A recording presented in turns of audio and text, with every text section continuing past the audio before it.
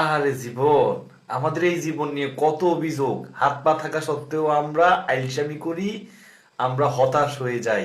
এই ভাইটিকে দেখেন। ভাবতেই অবাক লাগে, তাই না?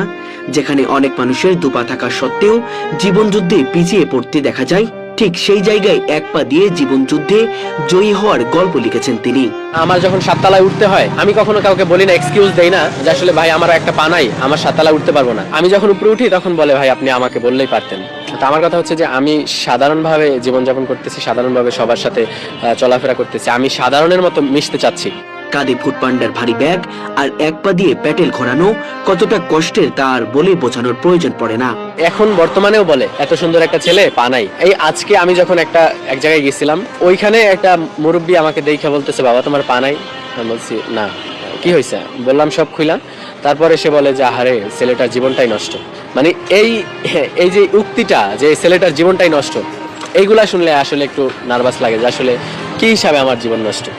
না, আমি তো কোনো একটা কর্মই আছি, আমি যতটুকু সম্ভব সম্মানের সাথে বেঁচে থাকার জন্য লড়াই করতেছি।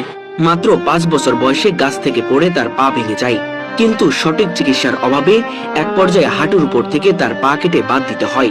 আসলে অনেকেই হাত পা থাকা সত্ত্বেও তারা ভিক্ষা করে, হতাশ হয়ে যায়। এইদেরকে দেখলে আসলে সত্যিকার অর্থেই লজ্জা লাগে নিজের দিকে, আমরা এখনো আইলসামি করি। তো যাই হোক, এই ভাইটির থেকে আমাদের অনেক কিছু শেখার আছে। ভিডিওটা লাইক কমেন্ট শেয়ার করে সাপোর্ট করবেন। শুধু আমার ভিডিও না, স্বাধীনতার সপক্ষে যে বা যারা যারা ভিডিও বানাবে প্রত্যেকের ভিডিওকে লাইক কমেন্ট শেয়ার করে সাপোর্ট করবেন আর আইডিটাকে ফলো করে দিবেন।